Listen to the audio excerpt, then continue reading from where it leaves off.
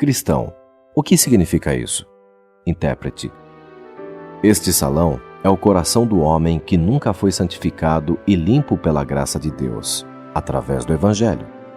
O pó é o seu pecado original e a corrupção que o maculou. O homem que começou a varrer primeiro é a lei. A criada que trouxe a água e completou o trabalho é o Evangelho. O homem, embora trabalhando com todo afinco, não pôde limpar a sala. Ele apenas agitou a poeira e deixou o ambiente ainda pior. Isso lhe mostra que a lei, por sua obra, em vez de limpar o pecado do coração, apenas faz reviver, fazendo-o mostrar a sua força e aumentar a sua atividade na alma. Embora ela revele e proíba o pecado, não concede a vida e o poder de subjugá-lo. Assim, o homem não pode, por si mesmo, abandonar o seu pecado, sem primeiro receber a vida divina e o auxílio do alto. É por isso que a criada veio, borrifou a sala com água e limpou-a com toda facilidade, para mostrar-lhe que, quando o Evangelho de Cristo vem ao coração, com toda a sua doçura e graciosa influência, a nova vida entra, o pecado é vencido e derrotado, e a alma é limpa pela simples fé em Jesus. Consequentemente, o homem torna-se digno de habitar no reino da glória. Em seguida, o intérprete levou o cristão a uma pequena sala, onde duas crianças achavam-se sentadas, cada uma numa cadeira. O nome da mais velha era Paixão, e o da outra, Paciência. Obviamente, Paixão não se mostrava totalmente contente, enquanto Paciência achava-se completamente quieta. Por que Paixão está tão desassossegada? Inquiriu o cristão. A governanta quer que elas esperem por suas melhores coisas até o próximo ano, explicou o intérprete. Mas Paixão quer todas as suas coisas agora, enquanto Paciência está disposta a esperar.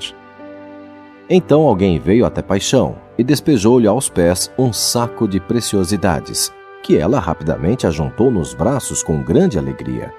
Riu ruidosamente e caçoou de Paciência, mas logo perdeu tudo o que recebera, nada lhe restando além do saco vazio. Explique-me este assunto mais detalhadamente, pediu o cristão. Intérprete: Paixão representa os homens deste mundo. Paciência representa aqueles que são do mundo vindouro. Os homens deste mundo devem ter todas as suas recompensas nesta vida. Eles não podem esperar. O ditado, um pássaro na mão é melhor que dois voando, tem para eles mais importância que todas as promessas da Bíblia. Porém, eles logo dão fim no que possuem, e no final da vida, nada lhes resta. Agora vejo que Paciência é mais sábia por várias razões, observou o cristão.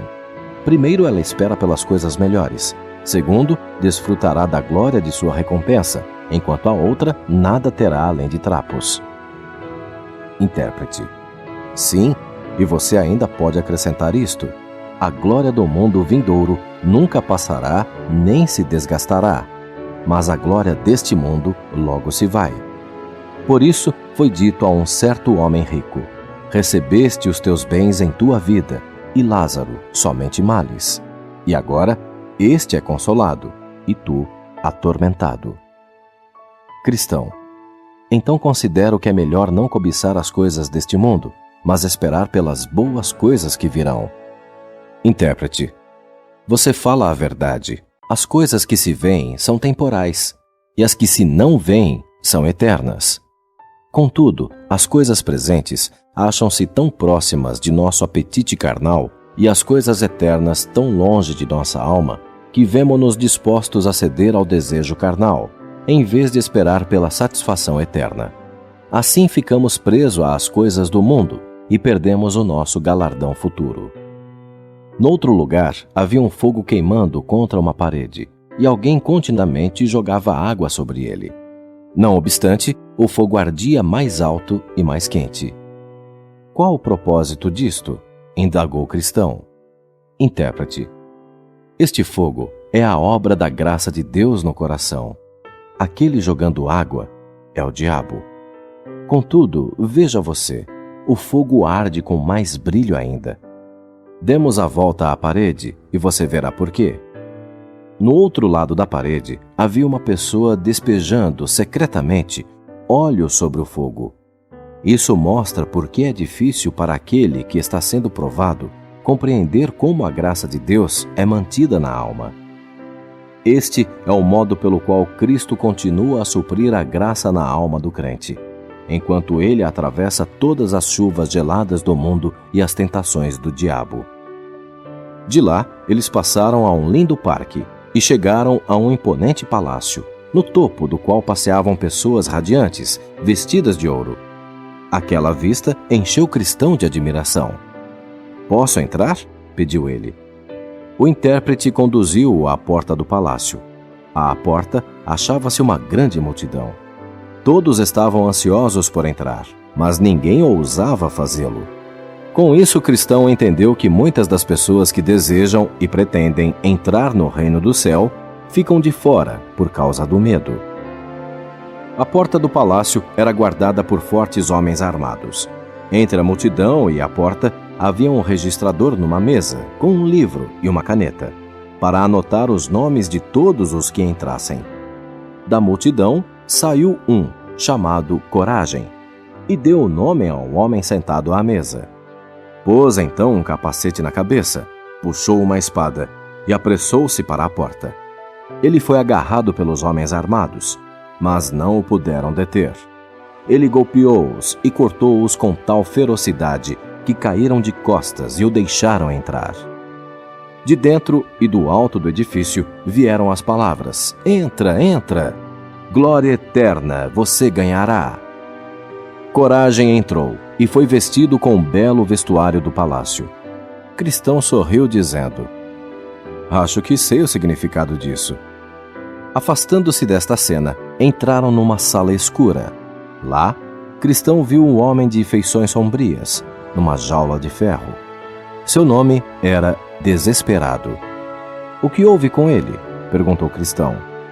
"Deixarei que ele mesmo lhe conte", respondeu o intérprete. Desesperado: "Certamente não sou o que eu era." Cristão: "E o que você era?" Desesperado: "Já fui um cristão professo e feliz, tanto em meu modo de pensar como aos olhos dos outros. Achava que era digno da cidade celestial e esperava entrar naquele lugar com grande alegria." Cristão: "Entendo. Mas o que você é agora?" Desesperado: "Agora sou um homem sem esperança, rejeitado, abandonado, fechado nesta jaula de ferro de onde não há escape." Cristão: "Como você chegou nesta condição?" Desesperado: "Deixei de vigiar e de ser sóbrio. Permiti-me duvidar da palavra da vida e dei lugar à minha paixão. Pequei contra a luz da palavra e a bondade de Deus. Cedi aos argumentos de Satanás e ele apoderou-se de minha alma. Provoquei Deus à ira e ele deixou-me. Ofendi o Espírito e ele se foi. Endureci meu coração e agora não posso arrepender-me." Então, Cristão indagou ao intérprete: "Mas não há esperança para ele?" Intérprete: "Pergunte-lhe." Cristão: "Não há esperança de você escapar dessa jaula de desespero?" Desesperado: "Não, nenhuma." Cristão: "Por que não? O Filho do Bendito é compassivo e de eternas misericórdias." Desesperado: "Sim, mas rejeitei suas misericórdias. Crucifiquei-o mais uma vez e o expus à vergonha. Desprezei sua retidão. Odiei o seu domínio sobre mim. Ofendi o Espírito da graça. O seu sangue pelo qual eu fora comprado, reputei-o por profano. Assim, tranquei a mim mesmo fora de todas as promessas. E agora nada me resta, a não ser ameaças, pavorosas ameaças, medonhas ameaças de um julgamento certo, e uma ardente indignação que haverá de devorar-me como um adversário." Cristão: "Por que você fez tudo isso e colocou a si mesmo nesse estado?" Desesperado: "Pela concupiscência da carne, pelos prazeres e lucros deste mundo, no gozo do qual prometi a mim mesmo muito deleite. Mas agora, cada uma dessas coisas pica e ferroa como uma serpente. Oh, se tão somente eu pudesse me arrepender! Deus, porém, negou-me o arrependimento. Sinto que a sua palavra não me encoraja a crer. Ele trancou-me nesta jaula do meu próprio pecado e incredulidade, e nunca, nunca, nunca me porá livre. E nem poderão todos os homens do mundo libertar-me desta prisão. Oh, eternidade! Eternidade! Como haverei de enfrentar as misérias que serão minhas para sempre? Intérprete a cristão. Deixe que as palavras desse homem lhe sejam lembradas e lhe sirvam de constante cautela. Cristão. Bem, isso é terrível. Que Deus me ajude a vigiar e a ser sóbrio, e a orar para que evite o mal e a miséria dos que tomam esse caminho. Senhor, não é hora de eu seguir em minha jornada? Intérprete. Espere até lhe mostrar mais uma coisa. Depois você poderá ir. O intérprete introduziu-o numa câmara, onde ele viu um homem levantar-se de uma cama e tremer muito enquanto se vestia. Por que este homem treme tanto? Quis saber cristão. Intérprete. Ele pode contar-lhe. Então, dirigindo-se ao Senhor, amante do mundo, o intérprete falou: Conte a esse homem por que você treme e balança. Amante do mundo. Eu tive um sonho pavoroso. Os céus ficaram excessivamente escuros. Nuvens negras rolaram através do firmamento. Vívidos relâmpagos cintilaram e trovões rugiram, sacudindo a terra. Ouvi o forte som de uma trombeta. Vi um homem vindo sobre a nuvem, acompanhado de milhares de seres celestiais. Todos flamejavam como fogo.